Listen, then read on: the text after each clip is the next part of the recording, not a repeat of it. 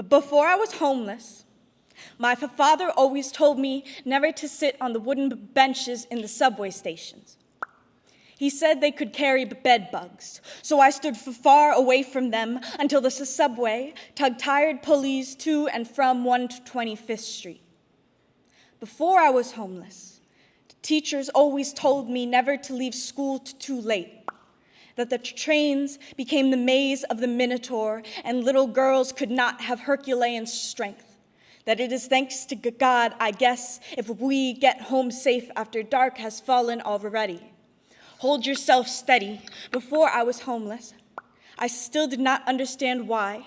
Rich friends joked about the men and women who spoke in mutters. Why, despite Ivy League educations, they still could not believe that home is sometimes nothing more than a street corner, or that the definition of neighbor reeks of no mention of house. But before I was homeless, I swallowed it all. Starving on regrets, so hungry, the scraps weren't even left. And so, when I became homeless, my world metamorphosed into a home sleeping beside the bed bugs on the wooden benches. Too exhausted to stand, and the knotted lines of the subway system, the only place I could follow on the city map, back around and round and round, the train traveler, whose rich friends had nothing to offer now, that I didn't have checks or a mailing address, and I wondered how and when I stopped being neighbor to them.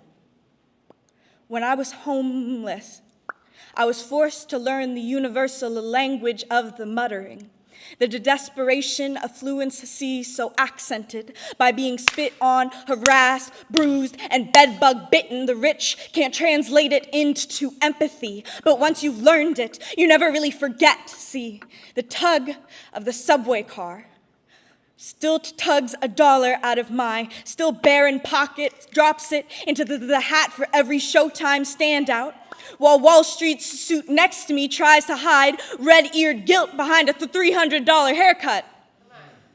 I become Herculean, but I am seen as a Minotaur.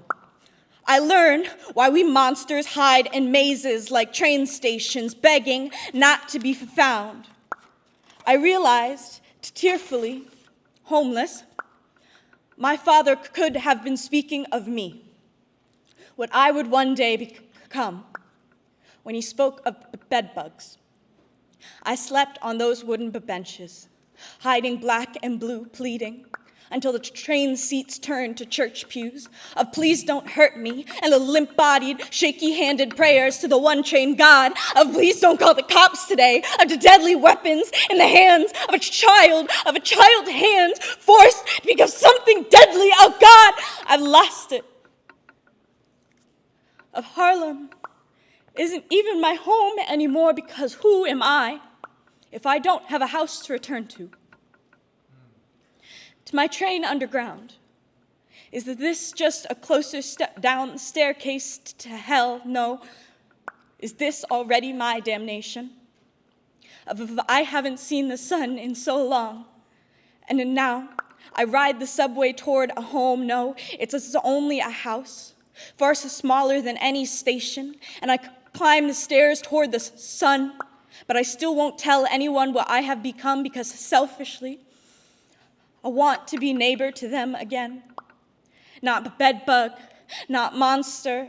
I want to be a child again, one without deadly hands, Herculean, but it's thanks to God, right, that I got back after dark, that I made darkness a home, the A train a church, a deadly girl into a Minotaur.